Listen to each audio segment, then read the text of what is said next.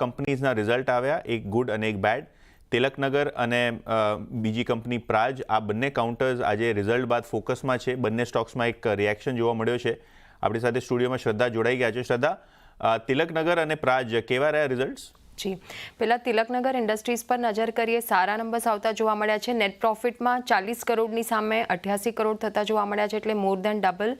રેવન્યુની વાત કરીએ તો અહીંયા પણ 31% વધારો થતો જોવા મળ્યો છે. 313 કરોડની સામે 409 કરોડ. એબિટામાં પણ 89% વધારો, 50 કરોડની સામે 95 કરોડ, અને માર્જિન્સમાં પણ લગભગ 60% વધારો થતો જોવા મળ્યો છે. 23% થતા જોવા મળ્યા છે માર્જિન્સ. રિઝલ્ટ્સ બાદ અત્યારે સ્ટોક આપણને 5%થી વધુની તેજી બતાવી રહ્યો છે. પ્રાજ ઇન્ડસ્ટ્રીઝની વાત કરીએ, અહીંયા નબળા પરિણામ આવતા જોવા મળ્યા છે. નેટ પ્રોફિટમાં 94% ઘટાડો જોવા મળ્યો છે, 84 કરોડની સામે 5 કરોડ.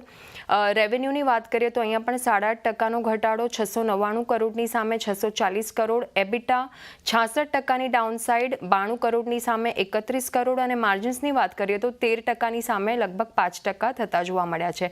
હવે શા માટે પરફોર્મન્સ ઇમ્પેક્ટ થયું છે કંપનીનું, એના કારણોની વાત કરીએ તો કંપનીનો જે ઘરેલું એથેનોલ બિઝનેસ છે એના એક્ઝિક્યુશન સાયકલમાં ડિલે થતું જોવા મળ્યું છે, અને સાથે જ કસ્ટમર લિક્વિડિટી ક્રંચ પણ જોવા મળ્યું. કંપનીનો જે જેનેક્સ બિઝનેસ છે ત્યાં એક્સપેન્સીસ ઇન્કર થયા છે, પણ સામે કરેસ્પોન્ડિંગ રેવન્યુ જનરેટ થતી નથી જોવા મળી.